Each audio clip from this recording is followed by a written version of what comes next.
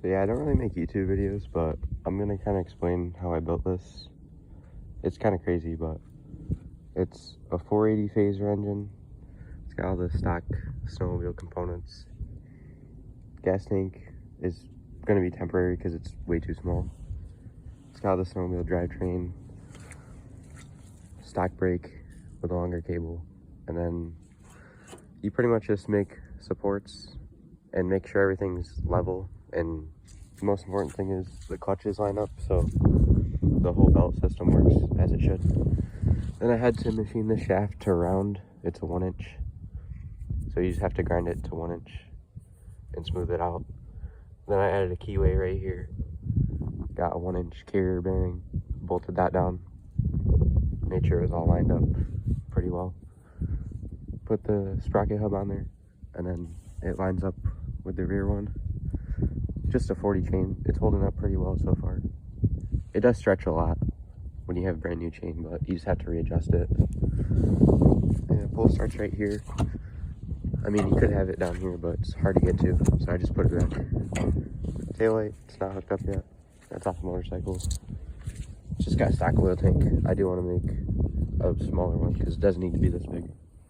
And it's really ugly.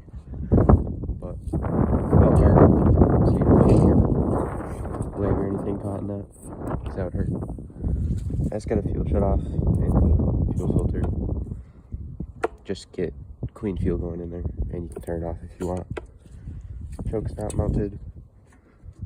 Neither is the key. I haven't really gotten to that. Headlight is off a Jeep Cherokee because it plugs right in. Needs to be stiffened up though. Front end stock besides the handlebars. These are off a YZ, but pretty much any wide dirt bike bar will work. I just did that so it's more stable. This is all stock snowmobile stuff, so the brakes work really well. Throttle, kill switch. Yeah, it's just basically you simplify the frame, cut all the old brackets off. You do have to stretch it quite a bit. This was a 13-inch stretch here, and then 13-inch here. And you gotta add battery sports and engine mounts. That was kind of hard. You have to get everything level, get the motor level, and make sure it's you just have to do a lot of measurements, get it this way so it's straight.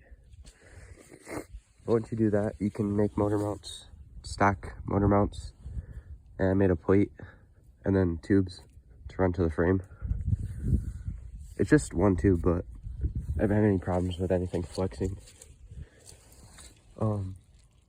Yeah, there's not much to it. Exhaust. This is all kind of custom. It's kind of not holding up. I'll probably change that in the future. But yeah, then exhaust bracket. It does need to be stiffened up a bit, but I pretty much just got it running. Seat's also temporary, it's just a sign. Just something to sit on. But yeah, it works pretty well.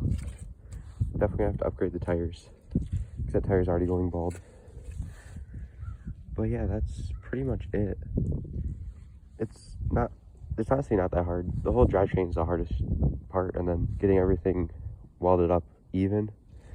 Also stock fuel pumps under here, and it's really easy to work on this thing. You can take the carbs off really easy. I've had to do that a couple times to tune them. I need to get air filters still, but figured I'd just show you guys this build. This is the stock mini bike. It's the same one, but that one's way longer and it's all modified. Yes, this is the bone stock version of it. It's still got fenders too. But yeah, that's about it. Just ask any questions if you want to know any more about it or how I did something.